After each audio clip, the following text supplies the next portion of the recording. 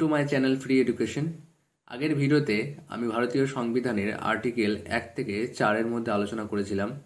সেই আর্টিকেল 1 থেকে 4-এর মধ্যে কারো যদি কোনো প্রবলেম থাকে তাহলে আমাকে কমেন্ট করে জানাও। আর্টিকেল 1 থেকে 4-এর ভিডিওটা অনেকটা বড় হয়ে গেছে।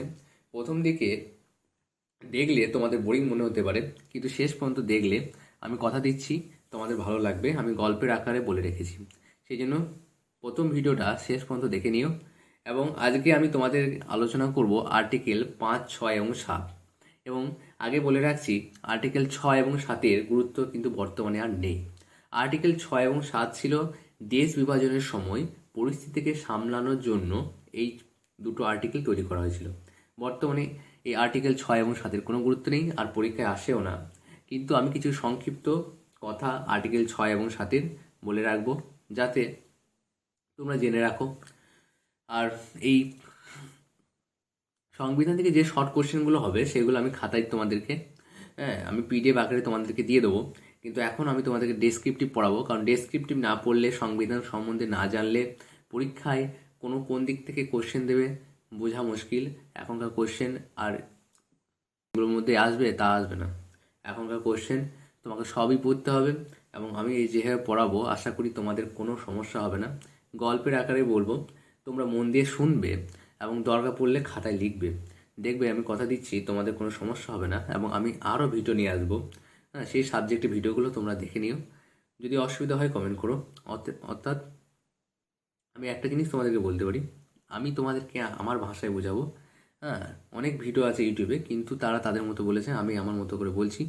তোমরা আমার ভিডিও দেখো এবং বুঝতে না বলে আমাকে কমেন্ট করো। চলো, কি বলো আর্টিকেল 5। আর্টিকেল 5-এ মূলত নাগরিকত্বের কথা বলা হয়েছে। আর্টিকেল 5-এ একদমই নাগরিকত্বের কথা বলা হয়েছে, এবং এই নাগরিকত্ব এখানে আমি কিছু সংক্ষিপ্ত বিবরণ দেবো, মুখে বলে যাব, তোমরা শুনবে এবং খাতায় নোট করবে।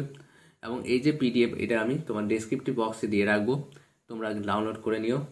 ওকে, সংবিধান কার্যকরী হওয়ার দিন থেকে নাগরিকত্বের কথা বলা হয়েছে কোথায়? আর্টিকেল 5-এ। আর্টিকেল 5-এ সংবিধান কার্যকরী হওয়ার দিন, অর্থাৎ 1950 সালের 26শে জানুয়ারি থেকে কথা বলা হয়েছে। 1950 সালের 26শে জানুয়ারি। এই আর্টিকেল কবে গৃহীত হয়েছে এবং কবে কার্যকরী হয়েছে খুব ইম্পর্টেন্ট, এটা মনে রাখবে। 1949 সালের 26শে নভেম্বর আর্টিকেল সংবিধান গৃহীত হয়েছে, এবং 1950 সালের 26শে জানুয়ারি সংবিধান কার্যকরী হয়। তাহলে 1950 সালের 26শে জানুয়ারি আগে তো অনেক ব্যক্তি ছিল, ইংরেজরা ছিল, অ্যানি বেসান্ত ছিল। তাহলে কি ওই লোকগুলোকে ভারতের নাগরিক বলা যাবে কি বলা যাবে না? এই নিয়ে মতপার্থক্য সৃষ্টি হয়। সেই জন্য আর্টিকেল 5-এ 3টি শর্তের কথা উল্লেখ করা হয়, যে এই 3টি শর্তের মধ্যে যদি একটা শর্ত কেউ পূরণ করতে পারে, তাহলে তাকে ভারতের নাগরিকত্বকে দেওয়া হবে। তাহলে সেই 3টি শর্ত কি আমরা দেখে নেব। চলো, কি বলেছে। প্রথম শর্ত হচ্ছে জন্ম ভারতে হতে হবে। জন্মটা ভারতে হতে হবে। 1950 সালের আগে অনেক মানুষের জন্ম ভারতে হয়েছিল বলে তারা ভারতের নাগরিকত্ব পায়। কিন্তু এমনও লোক ছিল যারা ভারতে ছিল, কিন্তু স্বাধীনতা সংগ্রামের জন্য এবং ভারতকে স্বাধীন করার জন্য তারা ইংরেজের সাথে যুদ্ধ করতে বিদেশে গিয়েছিল। যেমন কানাডাতে আন্দোলন চলেছিল, আবার লালা হরদয়াল আন্দোলন করেছিল, তার গদর পার্টি। খুব ইম্পর্টেন্ট যে গদর পার্টির প্রতিষ্ঠাতাকে লালা হরদয়াল, পরীক্ষায় খুবই দেয়। এগুলো সবই আমি তোমাদের কোশ্চেন আকারে বলে দেবো। তিনিও আন্দোলন চালিয়েছিলেন বিদেশে। তাহলে কি তারা ভারতের নাগরিকত্ব পাবে না? যদিও তাদের কোনো সন্তান সেখানে জন্ম নেয়, অর্থাৎ বিদেশে জন্ম নেয়, কিন্তু তাদের জন্ম ভারতে নয়, সেক্ষেত্রে কি হবে? তারা বিদেশে গিয়েছে, সংগ্রাম করেছে, হ্যাঁ, কিন্তু তাদের ছেলেরা সেখানে বসবাস করছে। সেক্ষেত্রে কি তাদের ভারতের নাগরিকত্ব পাবে? তারা অবশ্যই পাবে। সেই জন্য আর্টিকেল 5-2 কি বলা হয়েছে, শর্ত নম্বর 2 দেখো। পিতামাতার জন্ম যদি ভারতে হয়, 1950 সালে 26শে জানুয়ারির আগে হয়, তাহলে তাদেরকে ভারতের নাগরিকত্ব দেওয়া হবে। আর্টিকেল 2 বলা হয়েছে পিতামাতার জন্ম যদি ভারতে হয় অর্থাৎ 1950 সালের 26শে জানুয়ারি আগে হয়, তাহলে তাদেরকে ভারতের নাগরিকত্ব দেওয়া হবে। তাহলে এখানে কি বোঝা যাচ্ছে যে তারাও ভারতের নাগরিকত্ব পাবে। এবং শর্ত নম্বর 3 কি বলা হয়েছে, সংবিধান কার্যকরী হওয়ার 5 বছর আগে থেকে, অর্থাৎ 1950 সালে 26শে জানুয়ারির 5 বছর আগে থেকে কেউ ভারতে বসবাস করলে তাকেও ভারতের নাগরিকত্ব দেওয়া হবে। হ্যাঁ,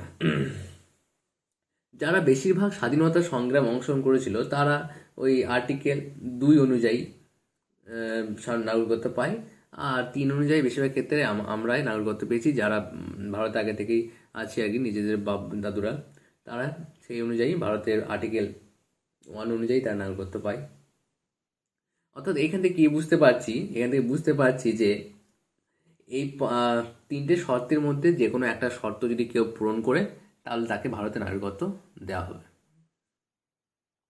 ওকে, এটা হচ্ছে আর্টিকেল 5 বলে দিলাম। এবার আমি আলোচনা করব আর্টিকেল 6 এবং 7 নিয়ে। দেখো আর্টিকেল 6 কি বলা হয়েছে। আর্টিকেল 6 বলা হয়েছে পারমিট নিয়মের কথা উল্লেখ আছে। এটা এখনকার সময় সেরকম ভূমিকা পালন করে না, এই নিয়মটা তখনকার সময় প্রযোজ্য ছিল।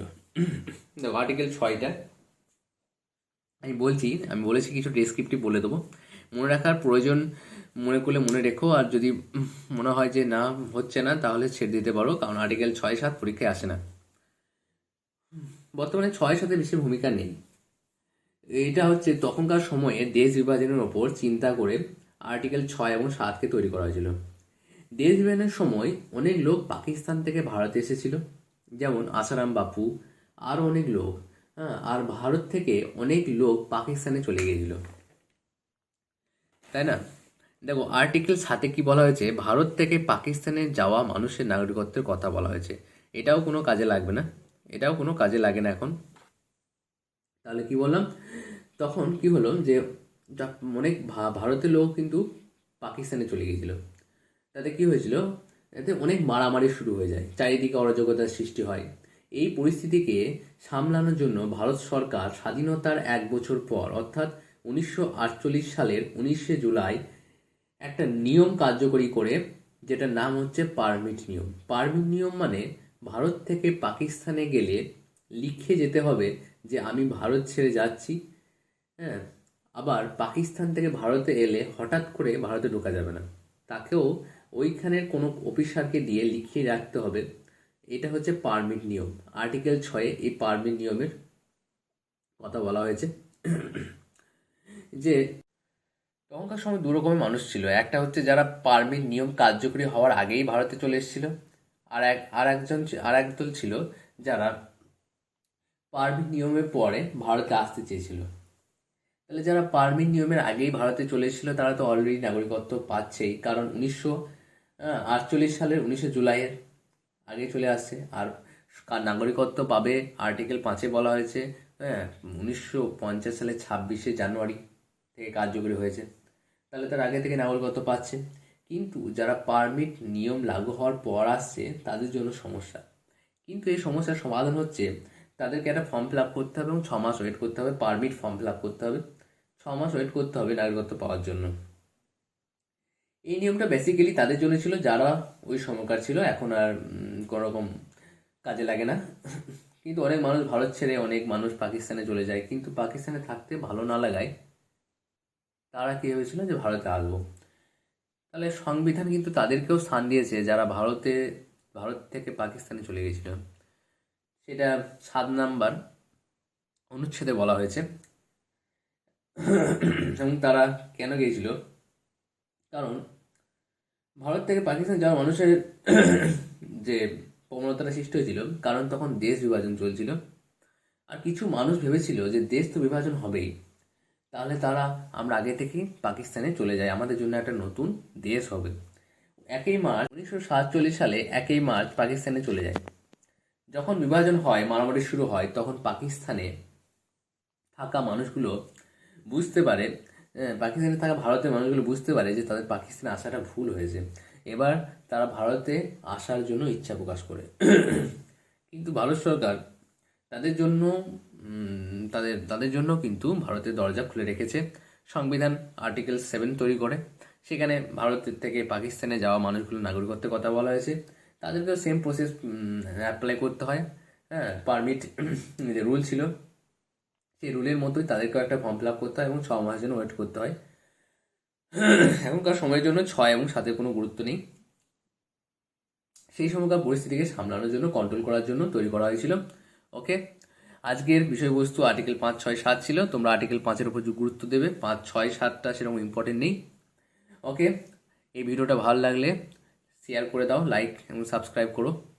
কালকে তোমাদের অন্য সাবজেক্ট পড়াবো, আমি তোমাদের প্রত্যেকটা ধারাই পড়াবো, কিন্তু একদিনে শুধু প্রত্যেকটা দিন সংবিধান নিয়ে আলোচনা করলে অন্য সাবজেক্টগুলো বাদ চলে যাবে। অতএব আমি সব সাবজেক্টে আলোচনা করব ধীরে ধীরে। ওকে, তোমরা আমার ভিডিওটা সাবস্ক্রাইব করো। ওকে, বাই, আজকের মতো এখানেই শেষ।